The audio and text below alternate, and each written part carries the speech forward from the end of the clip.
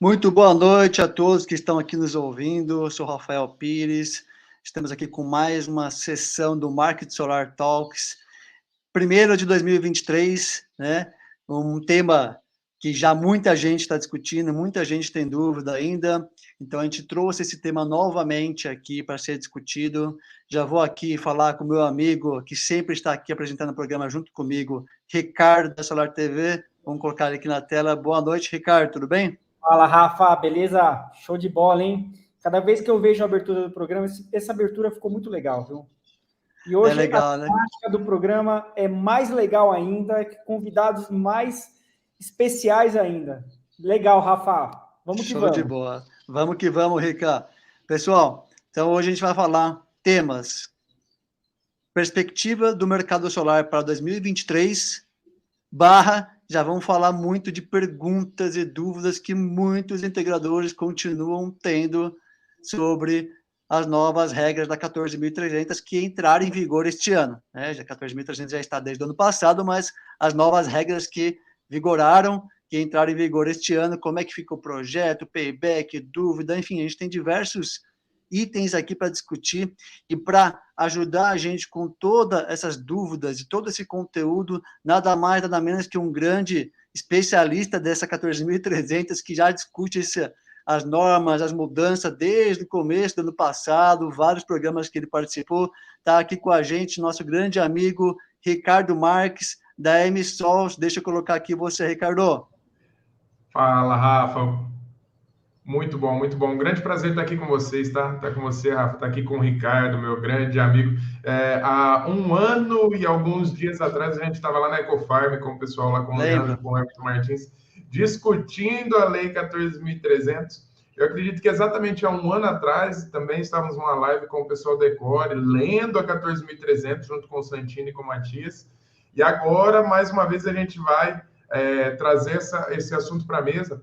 É um assunto que ele é fundamental, é um pouco controverso, né? Nós temos que assumir que ele é um pouco controverso, porque é lei, quando se fala de lei, existem maneiras e formas de se interpretar essa lei, mas que é fundamental para a sequência e perpetuação dos negócios, dos nossos negócios que estamos, né, no setor da energia solar fotovoltaica, que continua crescendo, que é lindo, que suporta famílias, que constrói a sociedade, que preserva o meio ambiente e que tem toda uma história que só está começando a ser contada. Nós estamos nas 5 primeiras páginas do livro, que a gente não sabe quantas páginas tem. É verdade, Ricardo. Tem muita coisa para ser estudada ainda, né? Muitas dúvidas para serem tiradas e muitas alterações que ainda vão vir, né? A gente vai falar um pouquinho dessas alterações, mas é isso. Então, primeira coisa, Ricardo, quer complementar alguma coisa, Ricardo? Quero só colocar uma observação que, assim, é importante a gente ver como que é um novo integrador, né? Eu estou na frente de um integrador aqui que eu chamo de um integrador high-end, que é um integrador especial, que é o Ricardo, meu amigo aqui, meu xará. Por quê?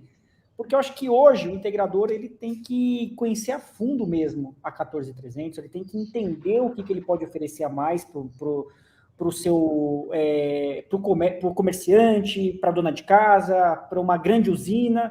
Se ele não partir do princípio que ele não pode mais fazer a receita no pão de padaria, como o Ricardo falou lá um ano atrás, eu lembro dessa frase, então já começa saindo perdendo. Então a gente tem que ir a fundo mesmo, tem que conhecer para saber como oferecer, como o integrador 2.0 vai trabalhar esse ano de 2023.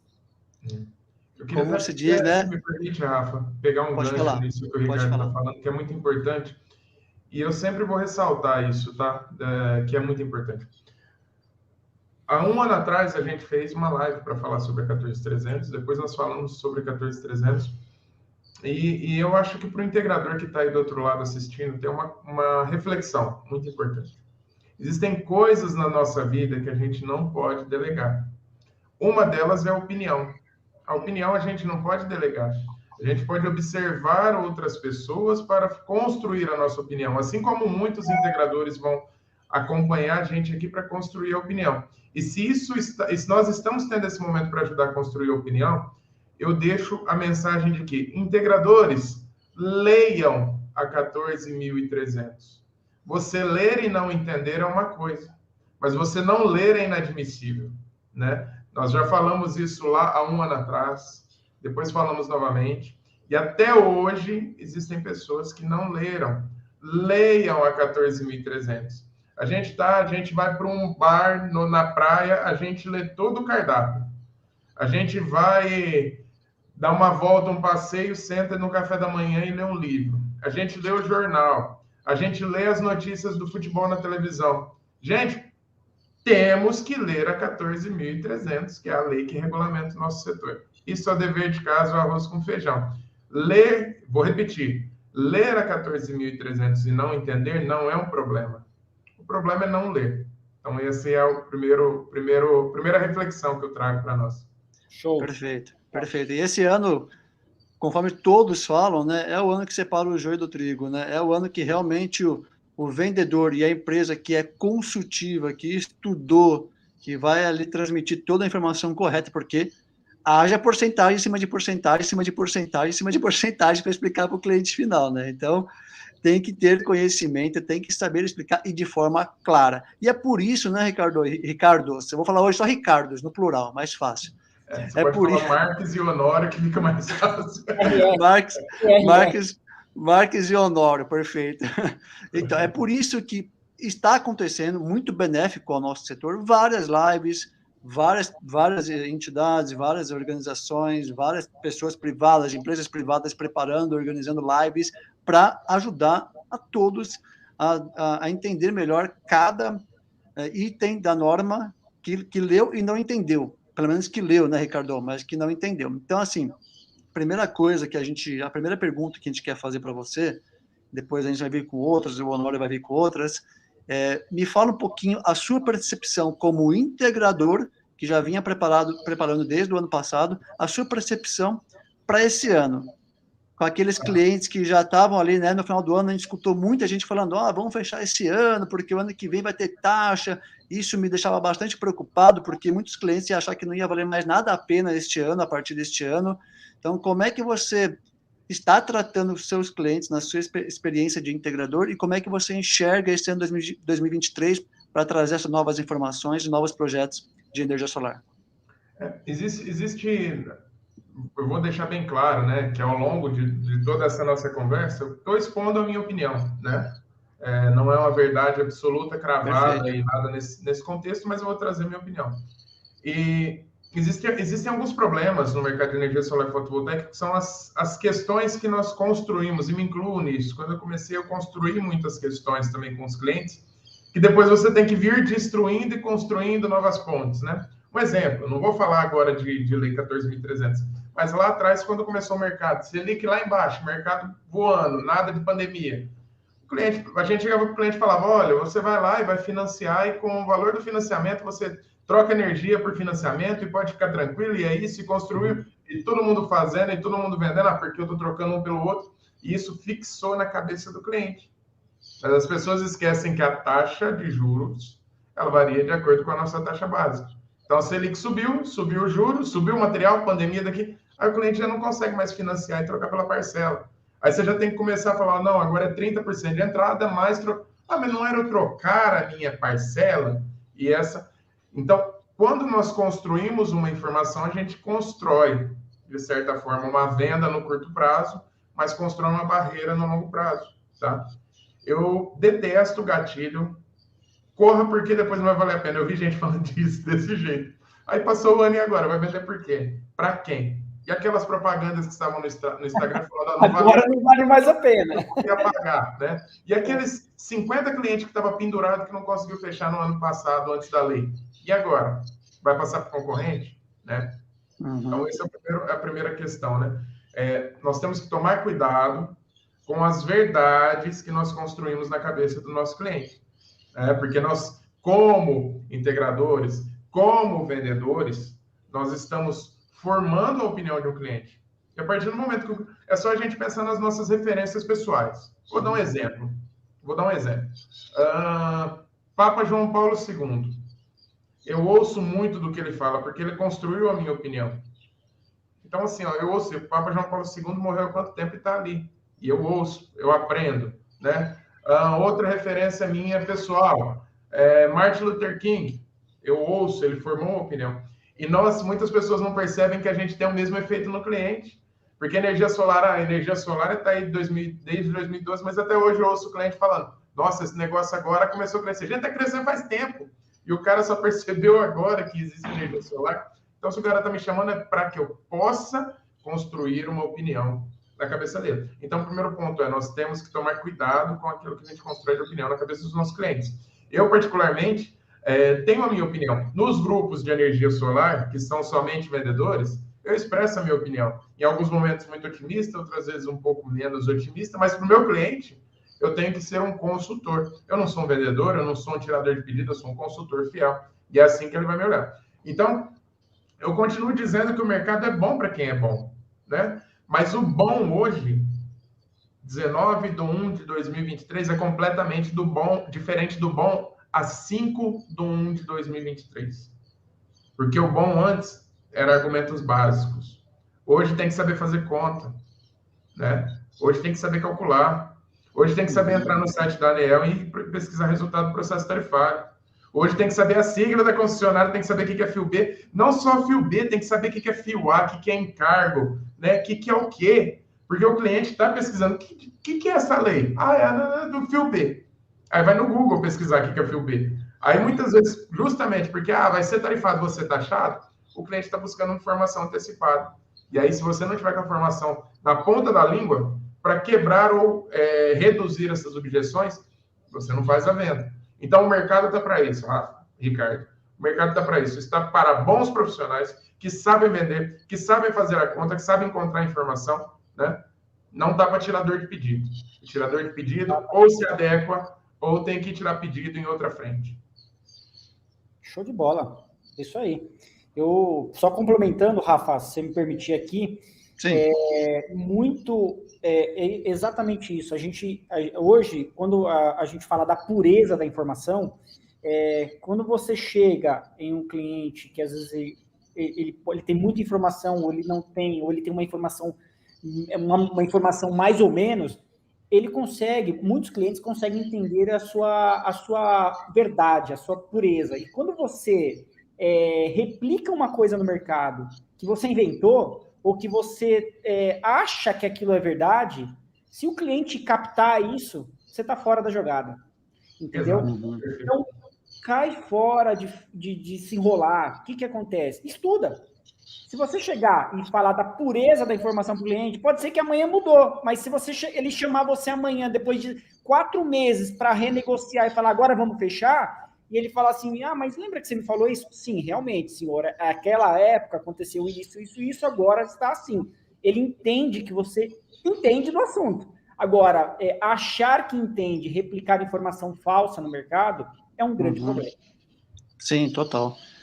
E, bom, vamos falar um pouquinho agora diretamente mais em dúvidas, o Marques, para o pessoal que ainda está com dúvida, que está nos acompanhando aqui na live, que já aproveitando o momento, o pessoal que está aqui nos acompanhando, compartilha com o máximo de grupos que vocês fazem parte, porque aqui agora, a partir desse momento, nós vamos começar a tirar dúvidas, e são dúvidas que eu, por exemplo, retirei de grupos de WhatsApp, que muita gente ainda tem, grupos de conversas entre nós, empresários, que ainda tem. Então, eu fiz uma lista aqui de dúvidas para a gente discutir, conversar, o Ricardo ir nos respondendo e bater um papo aqui sobre cada dúvida, tá bom, pessoal? Então, compartilhe com o máximo de pessoas que vocês puderem essa live já e faça suas perguntas aqui no grupo, que depois, no final do programa, a gente também vai fazer aqui uma resposta. Durante o programa pode ser que a gente responda também, mas no final a gente vamos responder aqui as dúvidas. Ricardo, Marques, Honório, se você puder me ajudar também com as dúvidas, enxergar que tem dúvida aqui, para a gente colocar aqui com o pessoal também, tá?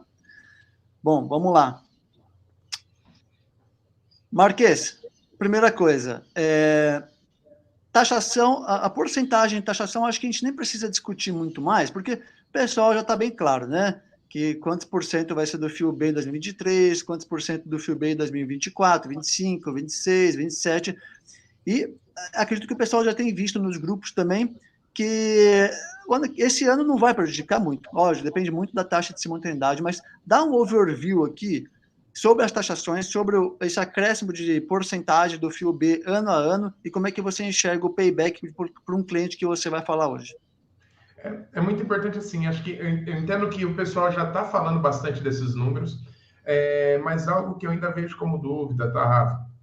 Tá. Muitas vezes as pessoas falam assim, ano 2023, 15%. Então, se eu fizer um sistema, isso acontece, tá? Se eu fizer um sistema de energia solar nesse ano, então eu vou pagar 15% do FIOB pelo resto da vida. Não, né? Existe um escalonamento. 15% este ano, 30% em 2024, 45% em 2025, 60% em 2026, 75% em 2027 e 90% em 2028. E o principal, né, em 2029, é a tarifação que ainda vai ser definida, né? Esses critérios ainda não estão definidos. Isso é muito importante ficar na ponta da língua, né? Porque se você entra em 2023, você vai participar do escalonamento. Se você entra em 2024, você não vai ter um escalonamento de 15, 30, 45. Não, no ano de 2024 já está, no ano de 2024 já está com participação de 30%. Então, entrei em 2025, você já vai pagar 45%. Isso é uma dúvida que existe, tá? Exato, então, existe um escalonamento que vale para todo mundo. Também existe um pequeno bônus, né? Para aqueles que entrarem nestes 6 primeiros meses, que são os meses que, teoricamente, a ANEEL e aí as comissões vão definir qual será a tarifação definitiva. Como quem trabalha esses 6 primeiros meses no escuro, eles têm um bônus que, se eles entrarem agora, né, nesses 6 primeiros meses, eles ganham um periodinho a mais lá na frente, que eles começam a ser tarifados a partir do final de 2030, que é onde você vai ter a tarifação definitiva. Então, assim, são dúvidas simples, mas são dúvidas que existem. Mas o mais importante é o que é o FIOB, né? As pessoas têm que entender o que é o FIOB, onde encontrar o FIOB, e principalmente, né? Eu acredito que existe uma necessidade de regulação, isso é uma opinião particular. Existe uma necessidade de regulação do quanto e dos critérios de valoração do FIOB. Por que eu acredito nisso? Imaginem o seguinte, na próxima revisão tarifária da concessionária X, o FIOB, que hoje é 14 centavos, você não fala assim, não, mas nosso FIOB aumentou, agora é 60 centavos. Aí todo o mercado já mudou. Então, isso é algo que eu acredito em ser fundamental. Uma regulação clara, se é que já não existe, mas a gente sabe como funciona e como não funcionam os mecanismos aqui no Brasil, mas para conseguir acompanhar, que a gente sabe que o FIOB está vinculado à densidade populacional de cada estado, né? Mas e se esses critérios mudarem, aí nós temos um problema. Exato. E aproveitando esse gancho da porcentagem, realmente, uma dúvida que eu enxerguei, que o pessoal tem muito mesmo, é isso, né? Que, então o projeto que entrar em 2023 começa com 15%. Então, não, começa com a porcentagem que foi definida em 2023. Então, já começa com... Eu vou até aqui, 2023 com 15%, 2024, desculpa, se começar um projeto em 2024, já começa com 30% do FIOB. Em 2025, já começa com 45% do FIOB.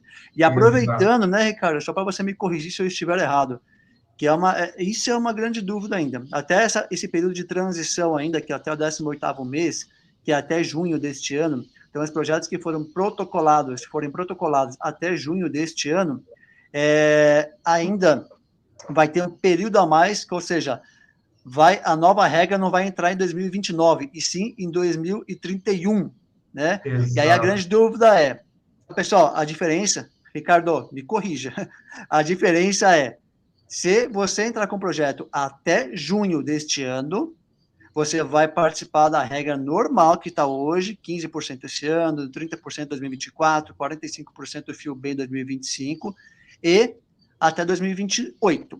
Em 2029, vai estar lá nos 90%, e se você entrar com o seu projeto até a metade deste ano, esses 90% vai ficar até 2031.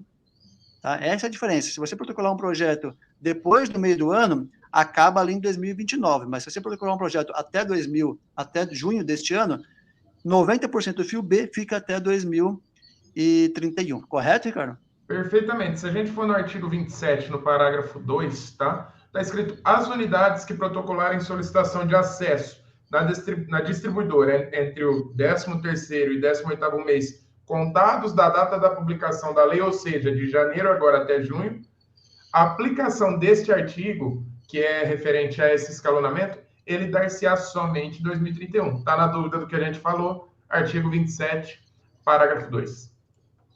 Não, legal. Não, esse é um ponto realmente que o pessoal estava com bastante dúvida, né? Da porcentagem e engraçado que esses 6 meses, né, que se falou no grupo, em grupos, que o pessoal estava achando que tinha até aprovado a lei lá, a PL, até a PL esqueci o nome. Qual que é, Ricardo? A PL É o PL, eu não tenho 2303, cabeça desculpa, aqui. fugiu da minha cabeça, que é a Fugiu da cabeça. 2703.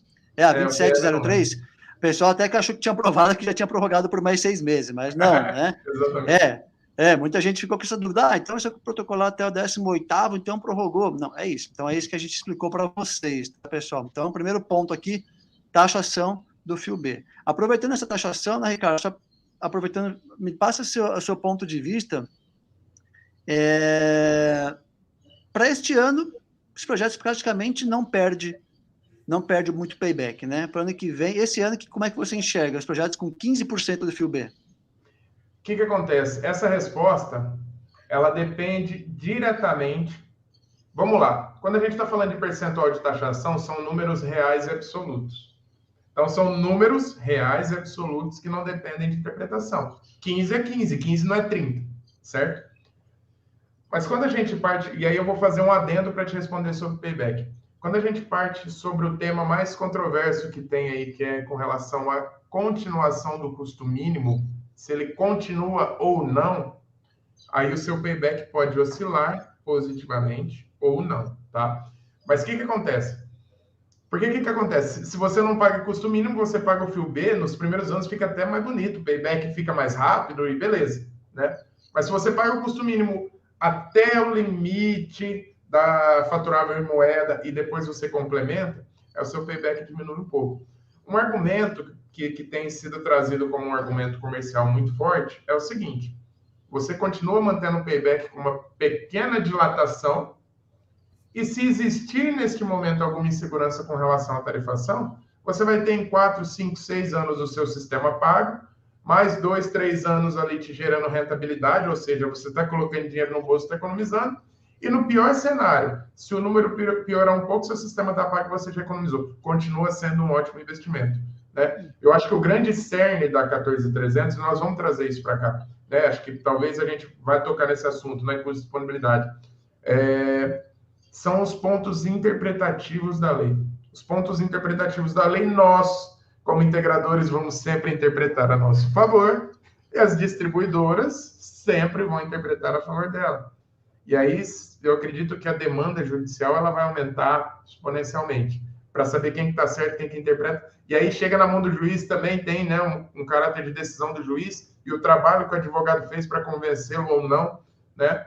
Então, a certeza é, no cenário de agora, até junho, nós não temos a definição da tarifação permanente, e aí as pessoas que entrarem com esse projeto ainda têm um bônus aí dos 2 anos lá, né? Nós estamos, 20, 23, 20, 24, 25, 26, 27, 28, 29, 30. Estamos falando de 8 anos.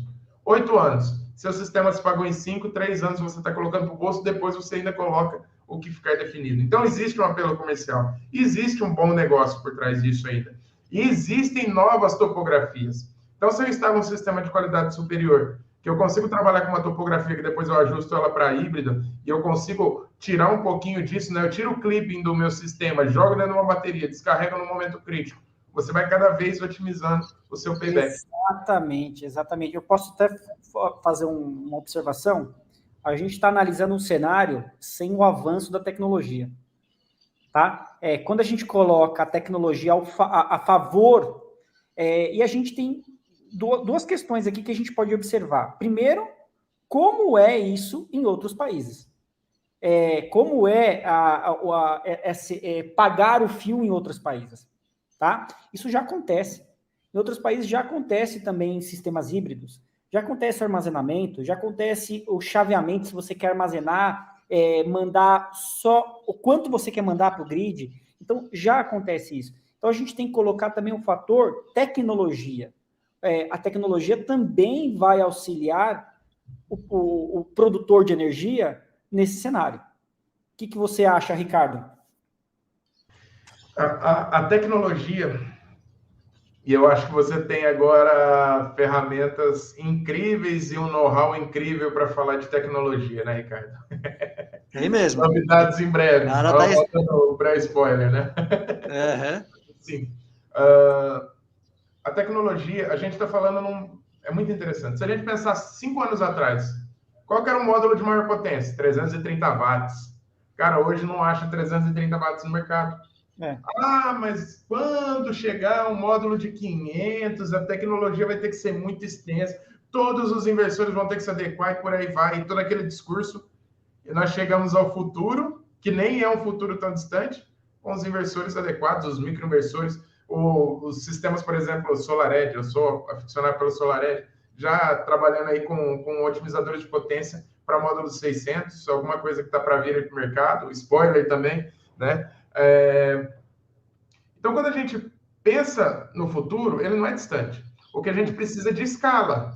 Se a gente começa a consumir bateria, a gente começa a comprar bateria. Se a gente começa a comprar bateria, o mercado entende que vai adequar suas indústrias, vai abaixar seu custo fixo, consequentemente, vai acontecer o mesmo que aconteceu com os módulos fotovoltaicos, com o sistema fotovoltaico. O preço desce, fica acessível, então tudo precisa de escala. Se a gente pensar que é 2012, o preço do watt-pico de um sistema era R$8 instalado, R$9 por watt-pico. $8, não era $8? Não, R$8. $8. Eu acho que $8. $8, R$24 na época.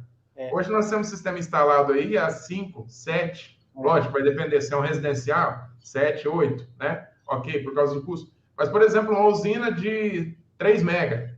Uma usina de 3 mega já é 4.800, 4.700 instalada, homologada, rodando, participando de projetos desses. Então, o mesmo vai acontecer com bateria. Eu imagino o dia que a gente vai chegar lá em 2025, aí vocês vão falar, Ricardo, vamos participar de uma live comigo lá para a gente falar da bateria. E aí a gente faz um teaser desse trechinho aqui, né, do futuro. Aí, olha, a bateria era R$80, hoje está 20, 25. Sim, né? Gente, é futuro. O futuro, ele é comercial. Futuro, ele é bonito, ele é escrito, ele é ideológico, mas ele é comercial. Tira o dinheiro do futuro, ele deixa de ser futuro. E bateria é comercial. Então a gente não foge desse futuro. É bom para quem fabrica, é bom para quem instala, é bom para quem vende. Né? Se a gente estivesse falando de alguma coisa que tira de alguém, tira de um lado e dá para outro, bateria não está tirando de ninguém. Está tirando do meu bolso. Não, mas vai lá e compra um carro elétrico, você anda 2.000 quilômetros por mês, compra um carro elétrico, começa a abastecer com sua bateria e faz a conta. Né? Pode ser que no futuro o uso do grid seja opcional. Vai ter gente que nem vai precisar do grid. Cara, não vai, com bateria... Né? Mas estou dizendo assim, claro, tudo isso são tendências, né? Assim, vai acontecer, vai. Redes menores, redes inteligentes, micro-redes, cidades inteligentes, tudo isso vai fazer parte de um futuro não tão distante. Tá aí para a gente falar de mobilidade. Quando eu conheci algumas coisas, alguns projetos, eu não falo mais só mobilidade elétrica, eu falo mobilidade alternativa.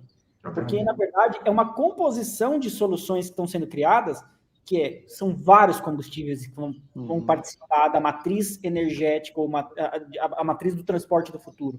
Então, não é só uma matriz que vai dominar, é um conjunto de matriz que é acessível por aquele país. Isso vai ser muito interessante. Agora, voltando, Rafa, aqui, eu queria fazer 2 perguntas aqui. Na verdade, uma pergunta para o Ricardo, para a gente continuar.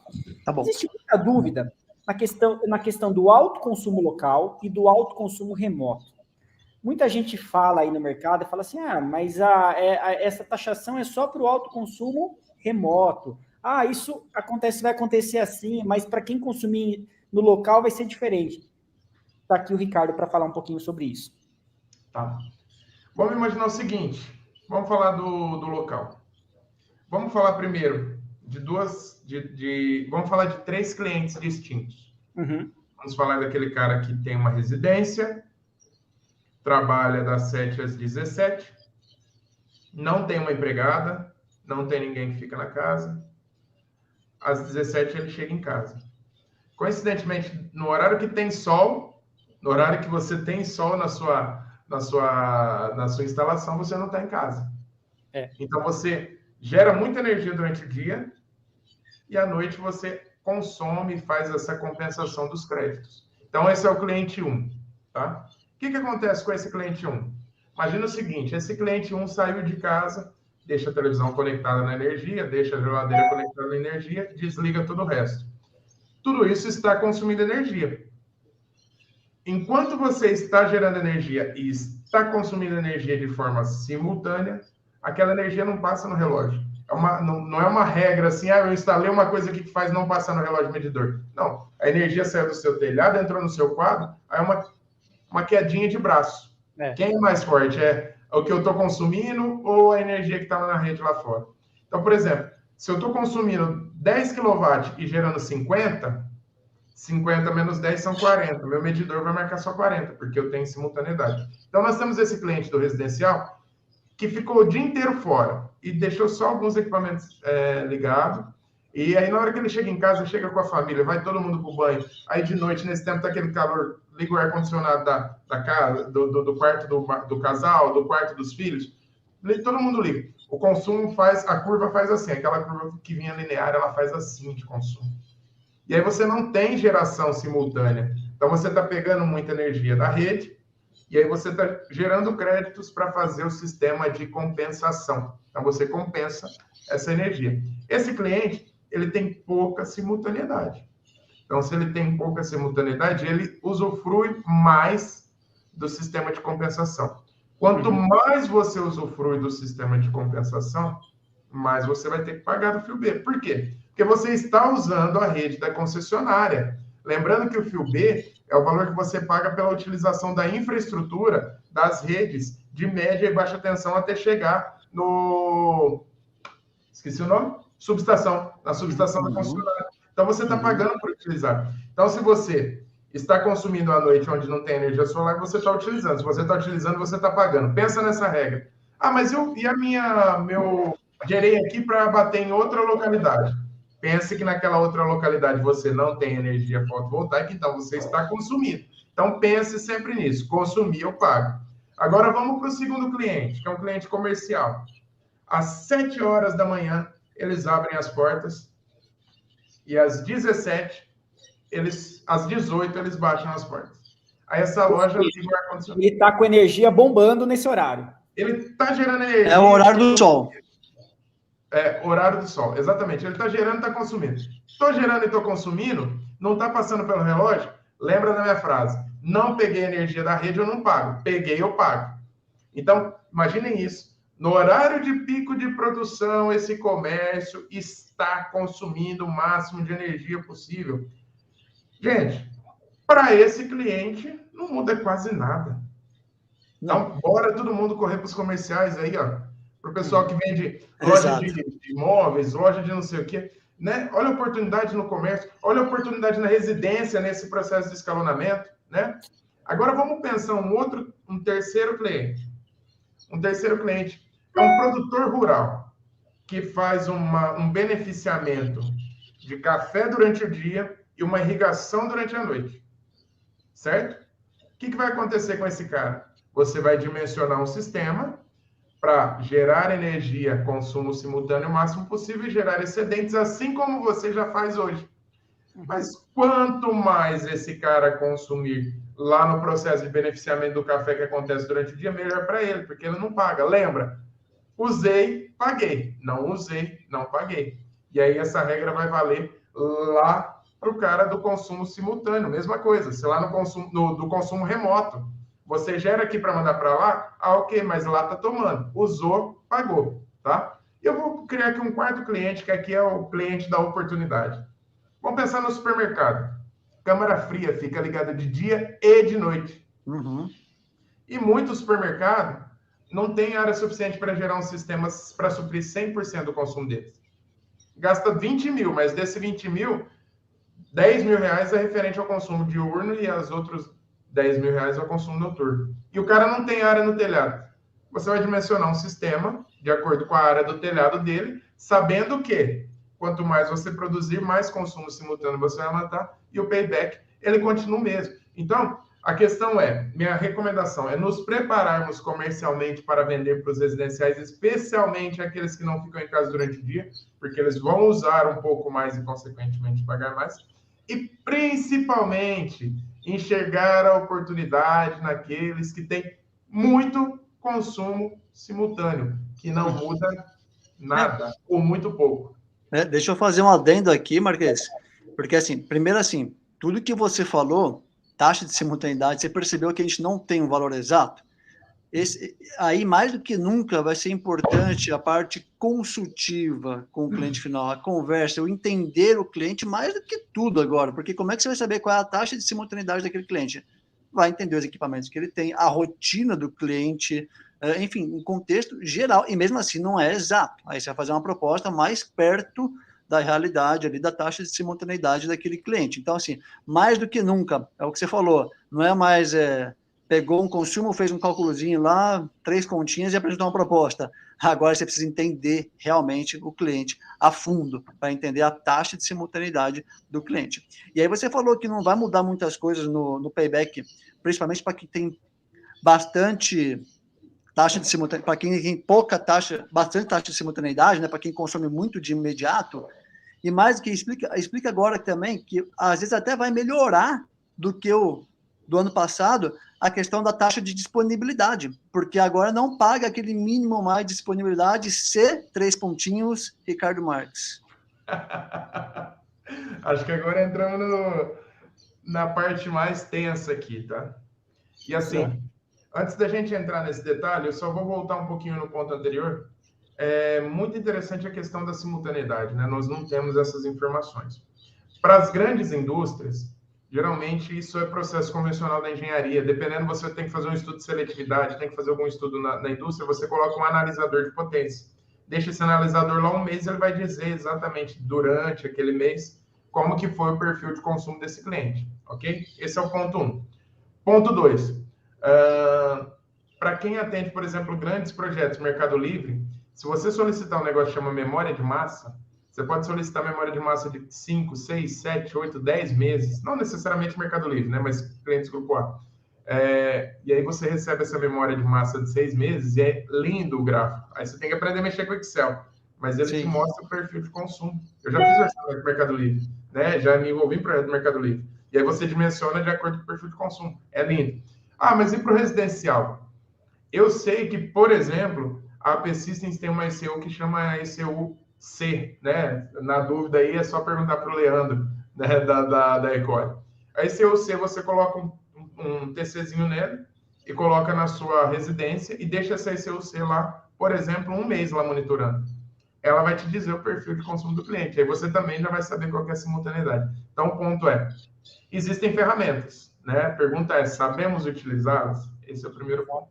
Então, isso é legal para já despertar um pouquinho a curiosidade do pessoal. Tá? Esses modelos que você deu de consumidores, de tipos de consumidores, cada vez mais a gente vai precisar ter um monitoramento mais avançado, um entendimento mais avançado sobre tipos de consumidores e qual é o histórico de consumo, como que esse consumo se comporta. E, abre parênteses, a tecnologia vai auxiliar muito você tomar essas decisões. Por exemplo, hoje, dependendo do tipo de tecnologia, tipo de inversor que você tem, você consegue falar quanta energia vai ser injetada ou não na rede. Mesmo se você não tem armazenamento, se você quer fazer seria o autoconsumo instantâneo, Xará? Isso. É isso, né? Então, olha quanta coisa legal a gente tem aí para acontecer no próximo cenário. Tem os medidores inteligentes que analisam o que você consome, o que vem da rua. Então, cada vez mais, o integrador ele tem que entender dessas... Tive um probleminha com a minha câmera aqui, desculpa. Eu te perguntei. Então, quer dizer, o autoconsumo instantâneo, né? Dependendo da tecnologia, você vai ter mais ferramentas dentro desse inversor ou desse microinversor para trabalhar se você quer injetar ou não quer injetar, você analisar o que consumiu ou o que produziu de energia. Então, cada vez mais, essa questão está em jogo para o integrador conseguir trabalhar com mais qualidade com o seu cliente. Sim. Perfeito. Mas eu ainda acho que as ferramentas estão aí, que vão ter cada vez mais ferramentas, sim, para poder auxiliar esse dimensionamento, essa taxa de simultaneidade, né? mas hoje, e a maior parte dos integradores hoje, talvez não tenha acesso e eles vão aprender, mas vai ter que ter o conhecimento, o feeling ali, vai ter que ter mais próximo, ter ali o conhecimento do cliente, o perfil de consumo e ser mais assertivo possível, mas sendo consultivo, não é? Não é só aquele mais ou menos, é ser consultivo. Mas fala da taxa de disponibilidade, Marquês, pelo amor de Deus, o pessoal tá como é que vai ser? A minha câmera até caiu aqui na hora que falou de taxa de disponibilidade. Então, vai ser bom, né? Vamos lá. Eu vou ler, tá? Artigo 16. Para fins de compensação, a energia injetada, o excedente de energia ou o crédito de energia devem ser utilizadas até o limite em que o valor em moeda relativo ao faturamento da unidade consumidora seja maior ou igual ao mínimo faturável da energia estabelecida na regulação vigente. Pessoal, primeiro eu vou falar o que eu acho. Eu acho que quem ajudou a escrever a lei pensou realmente em retirar o custo de disponibilidade da jogada, tá? Quem escreveu a lei tinha essa boa intenção no coração, tá? Só que a forma como foi escrito, a gente tem um pedacinho aqui, ó. Vou voltar. A forma como foi escrito. O crédito de energia devem ser utilizados até o limite em que o valor em moeda, está falando de financeiro.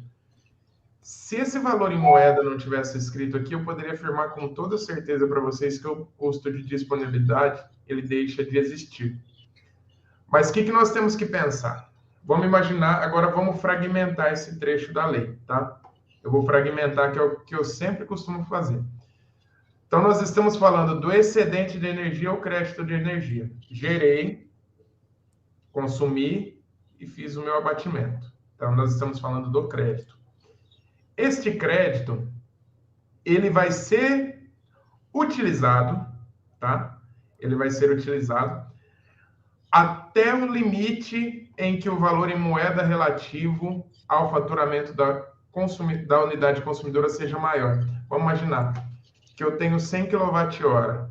Eu sou um trifásico, meu custo mínimo é em cima de 100 kWh. 100 vezes 75. Quando a gente fala de valor em moeda, nós estamos falando de R$75. Então, está escrito na lei, valor em moeda. Uhum. Se eu pegar, vamos imaginar que eu gerei 1.000 para compensar 1.000 na minha unidade geradora. E vamos imaginar que a minha taxa é 0,75. 1.000 vezes 0,75 ficou até igual. O valor em moeda, certo? Com o mínimo faturado. Vamos imaginar que eu gerei 2.000 e consumi 2.000 da rede. Você faz 2.000 vezes 0,75, dá R$150. É maior do que o valor mínimo faturável em moeda. Ok. Se esse valor for menor em moeda, gerei 200, consumi 200. Vamos imaginar que seja 200 vezes o fio B, que o fio B seja 14 centavos, nós estamos falando de 100% do fio B. Esse valor vai dar R$28. Se eu pagar R$28, ele é menor, esse valor é menor do que o limite do valor em moeda relativo à minha unidade consumidora. Então, eu vou utilizar meu crédito só até os R$75, que é meu custo de disponibilidade. Se eu fiz menos do que isso, eu pago custo de disponibilidade no valor em moeda. Então, essa é a grande questão da lei. Então, eu entendia por muito tempo que o custo de disponibilidade deveria deixar de existir. Muita gente entende dessa forma. Mas, do outro lado, nós temos as agências reguladoras. E as agências reguladoras entendem que o valor mínimo em moeda é os R$75 do custo de disponibilidade, é os 50 do custo de disponibilidade. Então, nós não podemos afirmar que o custo de disponibilidade deixou de existir. Não podemos. Então, a notícia não é boa, Rafa. A notícia é, nós não podemos afirmar nada, porque é o que está escrito na lei. Vamos esperar chegar a primeira fatura do primeiro cliente. A nossa interpretação é que deixa de existir. Mas já existe um parecer em algum momento de um voto de um dos relatores de que eles entendem que esse valor é em moeda e que sim, se a sua compensação, ali na hora que você utiliza os 15% do FIUB, for abaixo do valor em moeda, abaixo dos 75, você vai pagar o custo de disponibilidade. E não deixa de existir. Tá? Porque o entendimento que eu tenho, é bom para a gente discutir, porque é um ponto que tem bastante dúvida, tá, pessoal? Então, assim, e aí, claro, a gente vai esclarecendo cada vez mais, conforme o Ricardo falou, vira para as primeiras faturas, né? Mas o que eu entendo é que os clientes que já têm instalado energia solar, ou seja, fazem parte do direito adquirido, né? E a partir deste ano, a diferença que vai ter é que a energia que você injetou, né? Então, injetou 1.000, e aí depois consumiu 500 da concessionária naquele mês.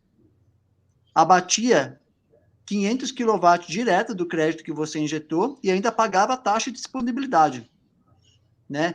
E aí eu entendo que quem já tem projeto feito no ano passado não vai mais descontar os 500, vai descontar agora, por exemplo, 500 menos, por exemplo, 50 lá, se é bifásico, do 50 da taxa de disponibilidade. Então, vai descontar só 450 do crédito, 50 que ele já vai pagar de taxa de disponibilidade, vai vir na conta, mas não vai descontar mais 500, não vai ter duas cobranças. Isso é o meu ponto de vista que eu tinha, Marquês. Essa percepção para os que já têm, ela é muito similar, tá, Rafa? Esse é um entendimento meio que geral, tá? Agora, para os novos... Para os novos eu entendi que se o que você consumiu da concessionária, por exemplo, o cara é bifásico, 50 kW, taxa mínima de disponibilidade. Se você consumiu da concessionária 100, você não paga. Se você consumiu da concessionária 55, você não paga. Se você consumiu da concessionária 30 kW no mês, você vai pagar só a diferença, que é 20 kW, que é a taxa mínima de disponibilidade. Então, eu entendi. É isso ou não? É aí que entra a grande questão. Por quê? É o que eu falei no começo. Quem escreveu, com certeza tinha esse intuito. Mas colocou lá, valor em moeda. Qual que é o valor em moeda do mínimo dos 50 kW? Né? Então, vamos olhar para o valor em moeda. Valor em moeda, valor em reais. Né? Quanto que, se eu fizer essa compensação, né, e aplicar o FIUB naquilo que eu consumi da concessionária, ele está abaixo do limite do valor em moeda, é o que está na lei. Valor em moeda. Então, nós estamos falando de reais. Então, na hora que eu faço a compensação, fiz a compensação, eu pagaria R$10 de FIUB. Está abaixo do valor do mínimo faturável em moeda. Então, você tem que pagar o mínimo. Esse é um entendimento, né? É um entendimento que tem do outro lado, que é o que eles vão tentar fazer valer, né? Muito provável, né? Mas do nosso lado aqui, dos integradores, existe um entendimento de que o custo de disponibilidade deixa de existir. Mas o grande problema na frase é a palavra moeda. A gente sabe que moeda não são quilowatt, moedas são reais. Com certeza. Legal. Bom, o Ricardo Honório e Ricardo Marques, a gente tem mais alguns temas para discutir aqui até o final do programa. A gente tem um quadro aqui que chama Visão do Especialista, e a gente tem a ilustre participação do vídeo aqui gravado para nós da Zilda Costa, da H2 Energy. Eu vou rodar o quadro que ela vai dar o seu ponto de vista, a sua perspectiva de mercado e como é que ela vê ali o mercado, e a gente volta com os temas até dentro do que a Zilda comentou aqui na gravação, tudo bem? Bora! Roda a VT. Roda a VT, que vamos falar um pouquinho mais de rock, então.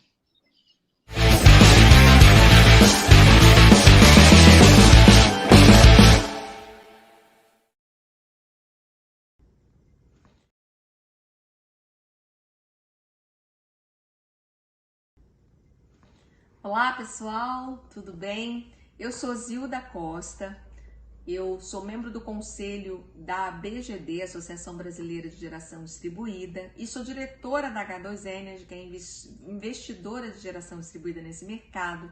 Eu estou nesse mercado há 7 anos, investindo em geração de energia, e fui convidada para esse quadro de hoje, chamado A Visão do Especialista.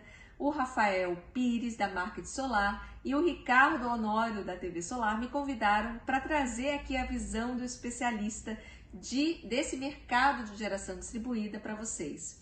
Então, a minha visão é que o ano de 2023 vai ser um ano excelente, mesmo para os projetos que não têm o direito adquirido, que não protocolaram a sua solicitação de orçamento de conexão até o dia 6 ou 7 de janeiro deste ano e passaram a protocolar e começaram a protocolar no dia 9 de janeiro, que não tem mais o direito adquirido, mas vai pagar um percentual escalonado do fio B.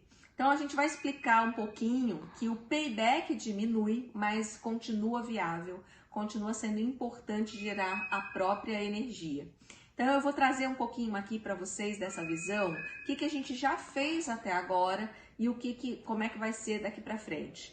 Primeiro, a gente está no mercado que tinha algumas resoluções, a resolução 482, a resolução 687, a resolução 786, que quase ninguém conhece, a resolução 1000, que a gente chama de REM 1000, todas elas vão se juntar e formar a nova REM 1000 ou a REM 1000 editada, porque a ANEEL escolheu regulamentar a Lei 14.300, complementando a REM 1000 e encerrando a resolução 482, 687, 786. Então é importante a gente saber isso, que não vai ter essa quantidade de resoluções, mas vai se resumir na REM 1000, onde vai trazer regulação desse mercado. E o payback vai piorar um pouquinho para os projetos, porque antes, até o direito adquirido, a gente não pagava fio B e vai passar a pagar. Mas nada que torne um projeto inviável. O payback é um pouco mais longo, a TIR é um pouco menor, mas é viável, é importante gerar a sua própria energia.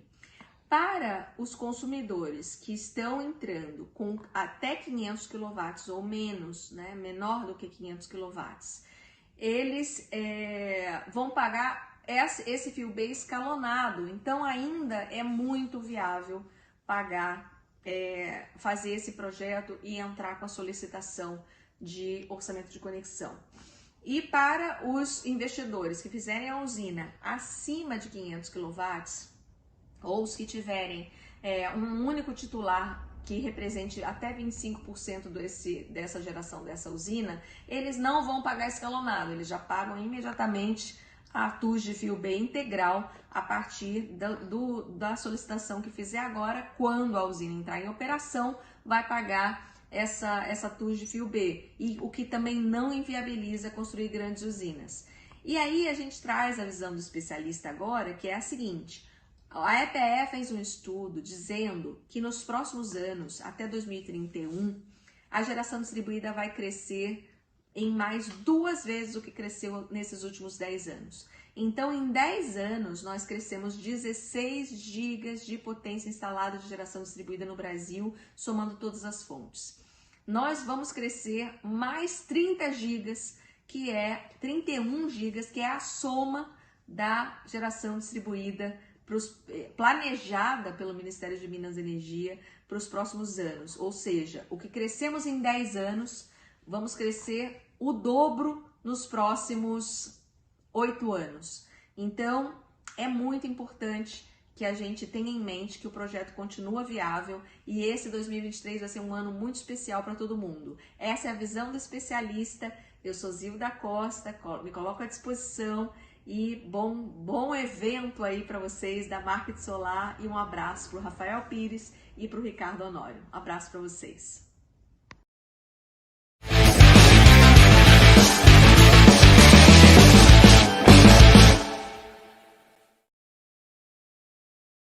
Show de bola, Rafa. Muito legal. Zilda, um beijo para Zilda. Zilda, sempre muito carinhosa, muito presente aí quando a gente faz qualquer tipo de solicitação para ela sobre esclarecimento. Obrigado, Zilda. Obrigado, Zilda. Muito obrigado pela participação. E esse crescimento do mercado, hein? Estimado pela MME. Olha, ele é uma realidade muito provável de acontecer, a depender simplesmente da qualificação do integrador de saber vender lá na ponta, né? Vai depender única e exclusivamente da capacitação que o integrador busca, da preparação que ele faz para conseguir vender lá na ponta. Essa é a questão, né? As oportunidades, elas existem, elas são para todos, né? Sol nasce para todos, literalmente, né? Olha que legal essa frase para nós. O sol nasce literalmente para todos. Mas quanto que nós estamos, né, saindo da nossa casinha para aproveitar esse sol? Essa que é a principal questão, né? O sol nasce para todos, mas para você aproveitar o sol, você tem que sair debaixo do guarda-sol, sair debaixo da casinha e acreditar naquilo que você faz. Sim. É verdade. Isso aí. Concordo 100% com o Ricardo aí, exatamente isso.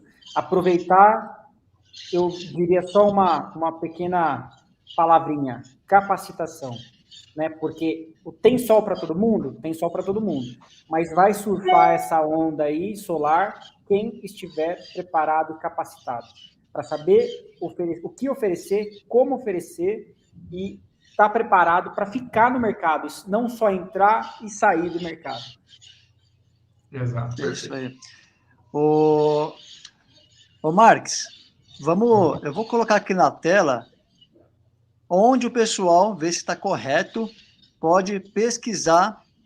Eu vou deixar um tempo na tela aqui, pessoal, onde o pessoal pesquisa tudo sobre a tarifação fio A, fio B, TUSD, TE, porcentagem. Para quem você falou que o pessoal não pesquisa, pessoal, vamos começar a pesquisar. Então, agora, para você fazer uma proposta para o seu cliente, entra nesse link que eu coloquei aqui. Eu acho que não é um link clicável, então copia, gente. Vou deixar aqui aberto para vocês copiarem e colocarem ali na Depois a gente página. copia no link do vídeo, quando o vídeo estiver publicado no YouTube. Legal. Coloca o link lá para clicar. Eu posso até aproveitar para fazer um jabazinho? Pode. Claro. Na dúvida, vai no Google e escreve assim, ó, fio B. Sim. Só escreva fio B. O primeiro artigo que aparecer no Google foi o artigo que eu escrevi. E ali você vai conseguir, lendo o artigo, achar exatamente o passo a passo para encontrar essa informação.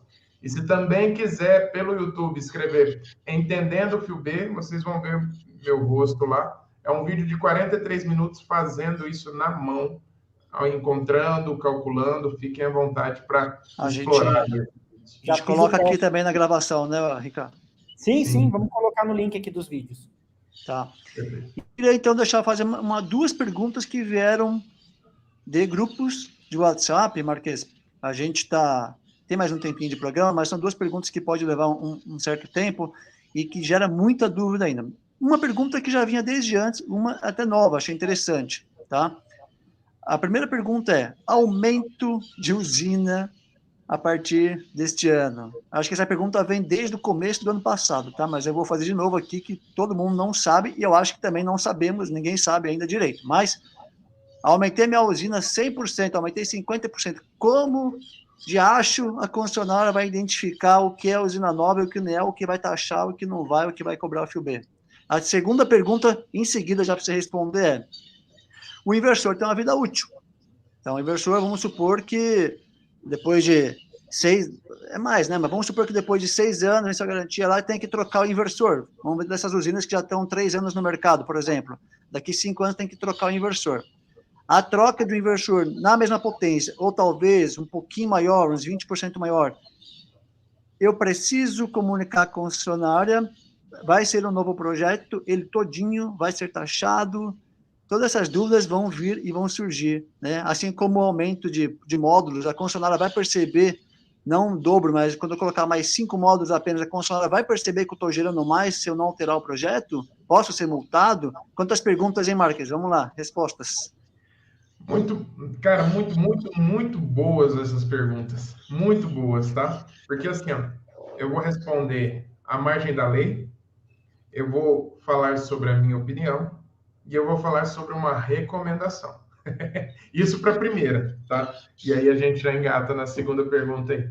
Mas para a primeira, o que nos diz a lei? A parcela tem um sistema de 50 kW. Vou aumentar ele para 75. De 50 para 75, nós temos um aumento de 25, ok? O que diz a lei? Os 50 que já tinham homologado antes da lei fica na regra antiga. E os 25 fica na regra atual. Ok? Então, nós teríamos duas regras no nosso sistema. Aí eu vou falar uma coisa e eu já até imagino que quem estiver acompanhando já vai falar assim: mas vai por por proporcionalidade. Primeiro ponto, agora eu vou falar da minha opinião. Hoje, as concessionárias, a maioria delas, né? Eu já ouvi relatos de que talvez a CEMIG tenha algo nesse sentido, mas, desculpa, a maioria das concessionárias não tem condição de medir o quantos quilowatts-hora foram gerados pelo aumento do sistema, quantos foram gerados pelo sistema antigo, principalmente se você tiver uma simultaneidade muito variável.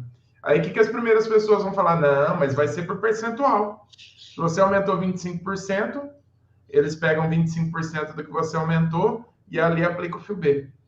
E aí eu vou voltar na história da simultaneidade. E aí vamos contar uma história por trás desse sistema.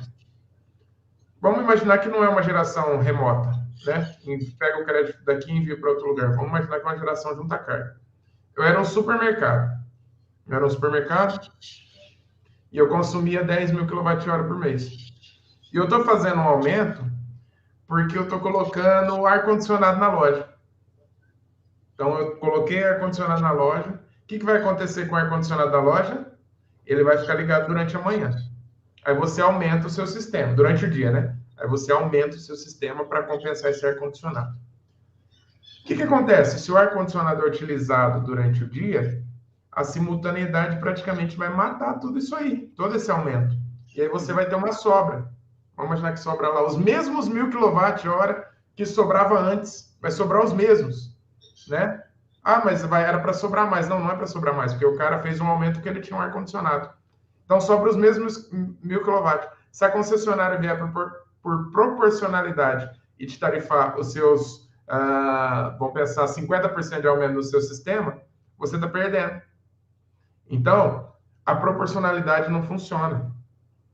Entende que a proporcionalidade Sim. não funciona? Porque eu posso ter aumentado o meu sistema por inúmeros fatores. Não, eu dou outro exemplo. Se o sistema novo, o sistema antigo está num telhado antigo que tinha, vamos lá, que vou fazer ao contrário. O sistema antigo está num telhado antigo que estava para o norte, perfeito, sem sombreamento. O cliente fez um telhadinho a mais na casa que está para o sul e pegando sombreamento 50% do tempo. Mas ele quis colocar ali, aproveitar, mesmo que gerasse menos, ele queria colocar. O que ele colocou a mais de potência instalada não é o que vai ser gerado em energia, porque aquela parte a mais que ele colocou vai estar gerando 50% menos pelas perdas. Esse não bate informação de novo, né? Não bate. Então, isso é um cuidado. É a proporcionalidade, é isso. Temos que ter um cuidado, porque assim, ó, a gente pode ser penalizado, a concessionária pode ser penalizada, e a responsabilidade do medidor para dentro é nossa, do medidor para fora é da concessionária. Então, do medidor para dentro, como que a concessionária poderia medir isso? Se ela colocasse um dispositivo de medição em cada um dos inversores. E aí? Ela vai te dar um equipamento homologado, vai entrar dentro da sua casa fazer essa medição, você que vai relatar, você que não vai relatar. O fato é, não se sabe como vai ser feito esse cálculo. E não existem ferramentas, não existem ferramentas homologadas, tá? Existem ferramentas que nós podemos utilizar, mas não existem ferramentas homologadas para as concessionárias para fazer essa leitura do que é mais e do que é menos. Então, por isso que eu falei que primeiro eu falei do que fala a lei, depois eu falei da minha opinião, e depois é onde eu falo da minha recomendação. Recomendo que, se vão fazer um projeto, um aumento de carga, um aumento de projeto, que tratem isso como cliente como se fosse tudo um projeto novo, porque aí você não frustra o cliente. Porque a chance das concessionárias tratarem como um projeto novo é muito grande. Aí você pode judicializar. Ok, vou judicializar e vou argumentar. Você pode ganhar, você pode perder. E o seu cliente está no meio do caminho. Então, vai fazer aumento? Minha recomendação. Trate tudo como um projeto novo. Aí você vai lá no YouTube e tem aquele cara inteligentão lá que está com 1 milhão de visualização, que descobriu o segredo da energia solar. O segredo é só não homologar. Não homologa para você ver. Não homologa o aumento. Não comunica, que você vai ver o que acontece, né? Aí acontece o pior. Por que acontece o pior? Se a concessionária suspeita que você fez um aumento, tá? Ela suspeitou que eu fiz um aumento e eu não comuniquei que eu fiz o aumento. Aí ela vai fazer o que está descrito... quer ver? Ela vai fazer valer o que está descrito no parágrafo 2 do artigo 26, que é quando você perde os seus direitos na comprovação de ocorrência de irregularidade no sistema de medição atribuível ao consumidor. Ou seja, aumentou, não informou, pegou, rima com se, né? E nós não vamos falar essa palavra aqui. Se ferrou não é palavra, mas se ferrou. Uhum. Né? Então, assim, tem que comunicar. Ah, quero correr o risco. Ok. O que está escrito aqui, pessoal, eu não tenho muita miséria para falar. O que está escrito é o seguinte, não faça gato, porque senão nós vamos pegar. E você fazer um aumento no seu sistema e não comunicar, você fazer um gato. Aceite isso ou não, é um gato.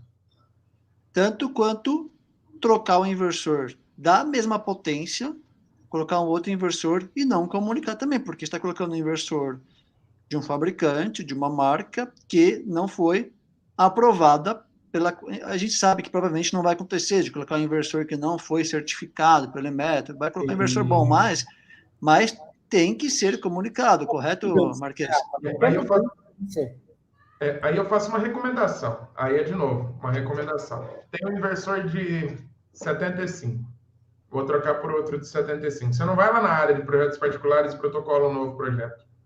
Você comunica via e-mail formalmente que está fazendo aquela alteração. Por quê? A sua potência de injeção não está sendo alterada.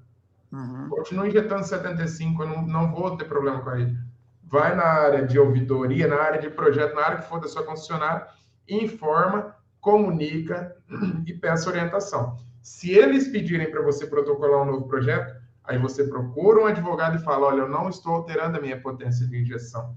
Então, isso não caracteriza como um dos critérios para perca de direito adquirido. Inclusive, eu estou comunicando para não fazer nenhuma irregularidade. Tenho certeza que, com um bom advogado, você continua nas regras do direito adquirido. Certeza absoluta. Agora, estava com um inversor de 25. Não tem mais de 25 no mercado, vou pôr de 30. Aí não tem o que fazer. Aí tem que protocolar um novo projeto mesmo. Legal. Bom. Ricardo, tem alguma pergunta na manga aqui que eu tenho mais algumas aqui. Agora qual dos? Desculpa. Honório. Não falar Honório ou Marques. Então. Oi, Honório. Tem mais alguma pergunta na manga que eu tô pegando perguntas e dúvidas do pessoal aqui. Não, eu acho que é legal deixar as dúvidas das pessoas. Uhum. Eu acho bem bacana. Nossa, eu tô adorando esse bate-papo aqui e tô aprendendo muito com o meu xará aqui. Show. Bom, falamos da taxação aumentando gradativamente ano a ano até 2028. Depois da 29 entra a nova regra que ainda vai ser dita, né, até o meio deste ano. Não sabemos, pode ser uma surpresa, para boa ou para ruim, né? Vamos ver. Falamos do custo mínimo de disponibilidade, que existe pontos de interrogação, né, Marques? Falamos de distribuição. Ponto aqui, ó. Você até comentou com a gente antes aqui nos bastidores. 2 pontos que eu quero que você continue aqui, rapidinho, para a gente concluir. Primeiro, Grupo A. Você pode dizer um pouco sobre Grupo A, como é que vai ficar? Eu sei que é muito complexo, a gente não está pegando uma conta aqui, não está fazendo exemplo, é um overview mesmo do Grupo A, Marques. E a questão agora da distribuição da prioridade de créditos, também está mudando um pouco, né? Você pode priorizar um pouco do crédito para a própria unidade consumidora ou geradora, e não é mais 100% para lá e depois é porcentagem, né? O que mudou da parte de prioridade de créditos, e fala um pouquinho da parte do Grupo A também para nós, que são dúvidas ainda que estão aqui com o pessoal. Com relação à prioridade, vou começar com relação à prioridade de crédito, tá? Hoje, por exemplo, da concessionária CPFL e outras concessionárias, você pode declarar um percentual para ficar na unidade consumidora.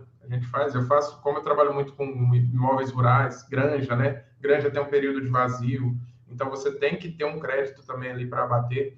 Então, hoje você pode declarar. Muitas vezes declarar 15% fica para a geradora e 85% vai para outra ligação. O que muda é que agora você pode priorizar sem ter que declarar em percentual quanto que fica para a geradora, né? Só que a grande questão ainda não existem os formulários que serão preenchidos nos projetos para falar, olha, como vai ser? Mas esquece o percentual e a minha primeira... Porque, assim, o que subentende-se da lei? Primeiro, você vai declarar quem você prioriza. Prioriza unidade 1, 2 e 3. E aí os créditos vão simplesmente sendo distribuídos de acordo com prioridade, que se o terceiro receptor de crédito não ficar com nada, ele perdeu. simplesmente priorização. Exato. Só que hoje não existem, né, esses formulários. E assim, óbvio, né, as concessionárias tiveram um ano para se preparar. Eu trabalhei, antes de trabalhar com energia fotovoltaica, eu trabalhei muito com projetos, né, numa grande empresa, e a gente tinha muita integração com software, SAP. Eu vou falar o SAP especificamente porque a empresa que eu trabalhei trabalhava com SAP e a CPFL, até onde eu sei, trabalha com SAP.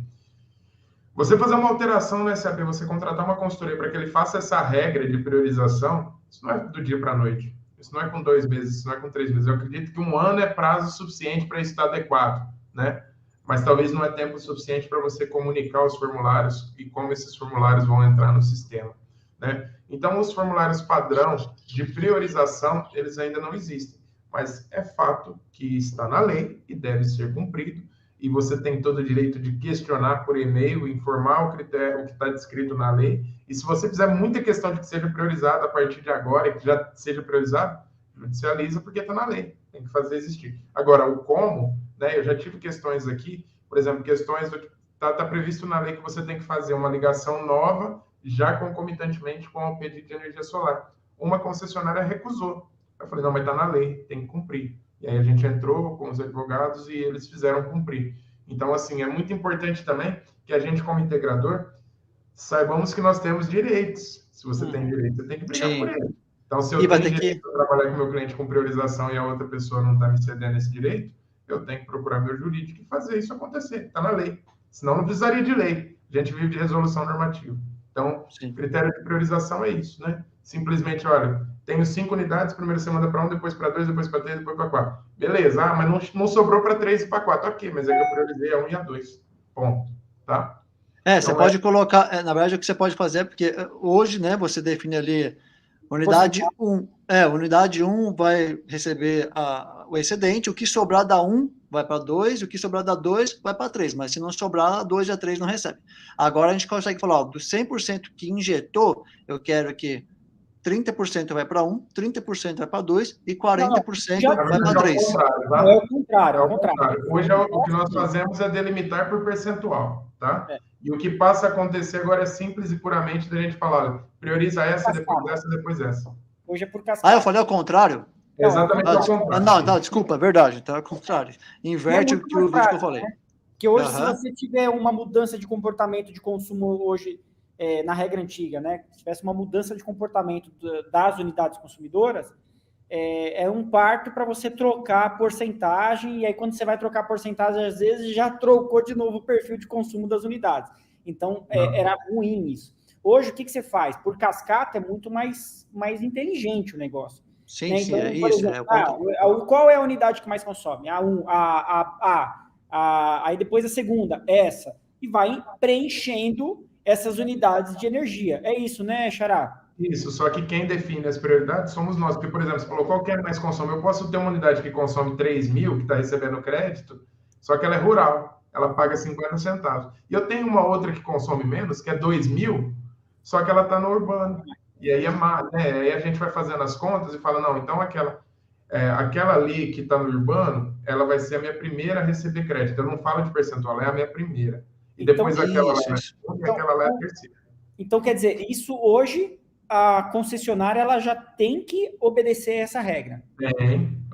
Tem, tá na lei, tem que obedecer. Olha só, liguei para uma aqui, da minha região, de Atibaia, então quem souber já sabe qual que eu estou falando.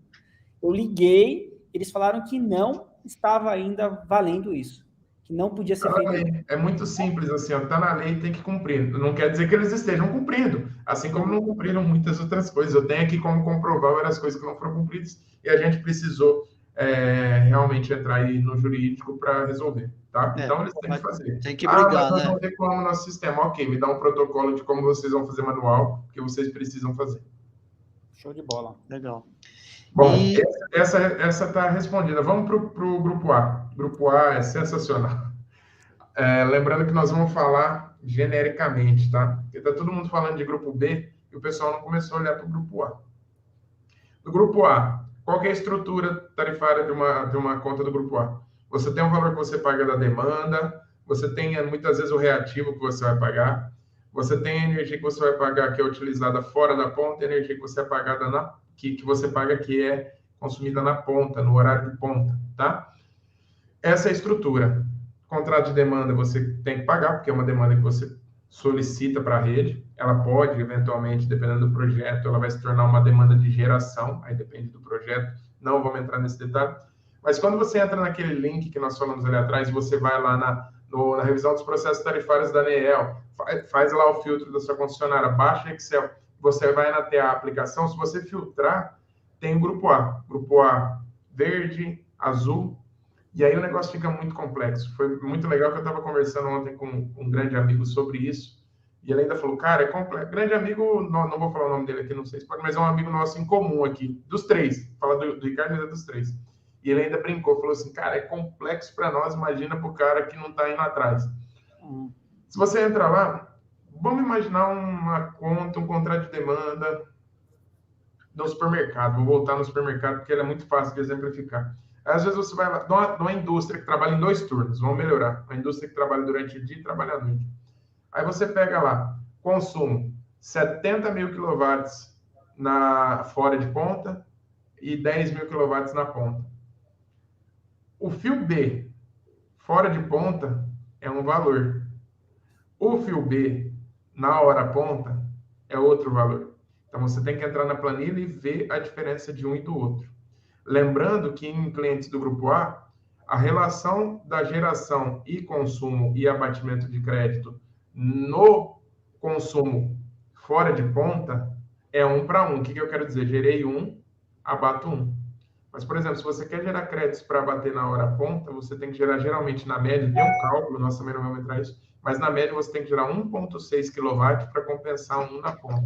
É a diferença um do outro, né? O cálculo da ponta, o cálculo do adicional que você tem que gerar para abater no fora ponta, verificar o fio B na hora ponta, verificar o fio B fora ponta. Por exemplo, esse cliente que eu estava analisando ontem, ele pagaria, se ele fosse pagar 100% do fio B no horário fora de ponta, ele ia pagar 4 centavos, 100% do fio B.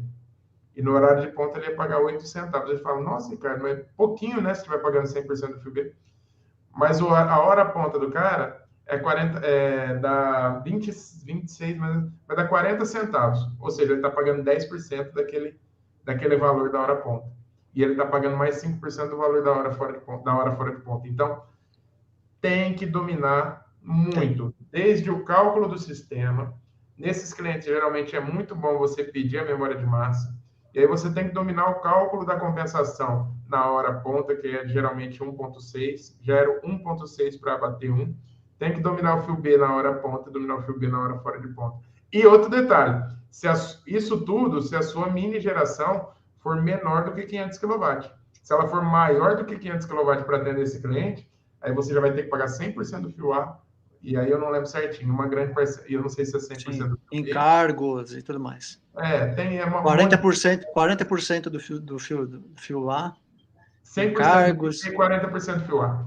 Isso. E mais 100% do PID da eficiência energética e da taxa de fiscalização. Isso aí. Olha como é complexo. Se não estudar, não vai saber fazer.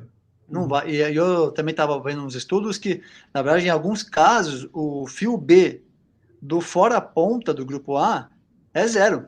Se você compensar no fora ponta, você não paga o fio B em alguns casos, é 0. Porque o maior custo do fio B do grupo A é no ponta. Inclusive, aí sim vai dar uma grande diferença. Mas é muito difícil você compensar, você consumir o seu injetado ali, consumir o que você injetou no fora ponta, né? Porque o fora ponta normalmente é o momento que você está mais gerando, que está injetando, e normalmente sua carga, normalmente, né? Quando o projeto é dimensionado para 100% ali do consumo, né?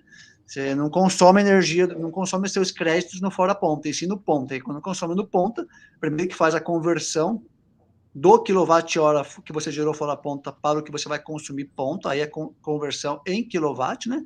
E aí faz o abatimento do fio B, que é aí em reais, do ponto ali, que você vai pesquisar neste link que eu enviei para vocês aqui, pessoal, no chat, e demonstrar aqui para vocês, pesquisem ali, ou no link do Ricardo Marques, que está ali falando tudo sobre fio B, que vai estar aqui na gravação deste vídeo também, que vocês podem acessar e ter todos os pontos ali para vocês fazerem essas pesquisas. Mas é isso, né? O grupo A é ainda mais complexo ainda, para vocês Muito entenderem mais tudo. complexo. É. Muito mais. Ele já era complexo e ficou mais. Mas olha que interessante. Isso é uma questão muito pessoal, tá? Olha eu falando da minha estratégia, eu já falei disso para o Ricardo. Quanto mais complexo, menos concorrência. Exato. Tá? Quanto Exato. mais complexo, mais oportunidade. Tá? Pensem nisso. Sim, isso é isso. Pessoal, bom, já temos aqui 1h20 de programas, que é a nossa... Normalmente é esse tempo mesmo que nós temos de programa. Temos 3 perguntas finais aqui. Eu vejo se a gente consegue responder em 5 minutinhos, Ricardo, o que o pessoal perguntou. Tem perguntas do João, do Douglas, do Márcio. Então, assim, o João José perguntou, e clientes que aumentaram, vou até pôr na tela aqui, ó, espera um pouquinho. E clientes que aumentaram a geração com o mesmo inversor? Bom, a gente já respondeu isso, né? Se aumentou a geração com o mesmo inversor... Claro, né? A injeção continua a mesma, a potência do inversor continua a mesma, porém você vai ter a potência do inversor por mais tempo, tá? Mais uma vez, não altera o seu projeto, comunica por e-mail porque você continue ajeitando a mesma coisa, só para se respaldar. Comunique por e-mail, não faça um novo projeto, tá? Tá, porque ele só colocou mais placa, né? E está com o mesmo inversor, ou seja, está com a mesma potência declarada na concessionária. Ou seja, o que manda é o inversor, né? O mais cedo possível. O que manda é a menor potência entre inversor e painel. Neste caso, eu estou supondo, é claro, que o inversor é a menor potência. Douglas, põe a pergunta do Douglas na tela aqui também. Deixa eu ver aqui que sumiu aqui para mim. Vocês estão vendo a pergunta já? O subsídio do rural se encerra esse ano de acordo com as datas da revisão de cada concessionário. Assim, o rural vai pagar o mesmo valor. Não necessariamente, tá? Porque existem subsídios para o rural, né? Aí depende muito de política, de aprovação de lei, e não vai chegar no 1 para 1 rural, tá? Esse rural não chega, vou pagar, por exemplo, no urbano eu pago R$1, vou pagar R$1 no rural. Não. Porque existe uma série de benefícios, incentivo à agricultura. Isso eu falo com propriedade, não necessariamente da energia fotovoltaica, mas do tempo que eu trabalhei no rural. Trabalhei bastante tempo, não no rural, eu trabalhei na indústria de clientes rurais que a gente fazia uma análise de custo. Então, existe uma série de benefícios para os produtores rurais, porque está muito vinculado com o fomento nacional e acredito que nenhum partido, seja ele de esquerda ou de direita, ele vai mexer nisso, tendo a importância do alimento para o Brasil, né? Então, não vai chegar num para um.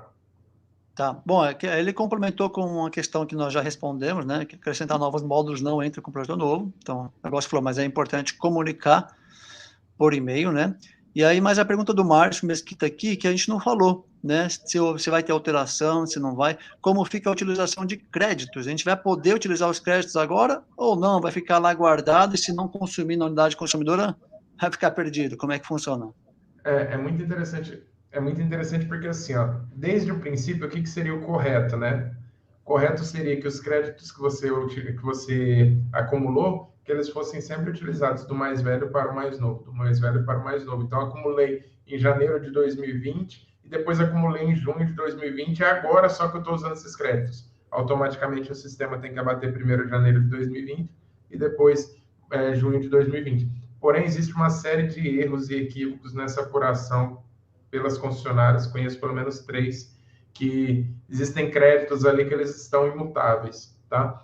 Então, o que acontece? Se esses créditos continuarem imutáveis e não... adicionei 3 novas unidades... Lembrando, né? Se você adicionar novas unidades beneficiárias e você aprovou seu projeto antes do dia 6 de janeiro, isso não caracteriza perca de direito adquirido. Então, você pode mexer nas beneficiárias sem dúvida, né? O detalhe é que, muitas vezes, quando você mexe nas beneficiárias, alguns créditos ficam congelados. Eu não sei se é por erro do sistema.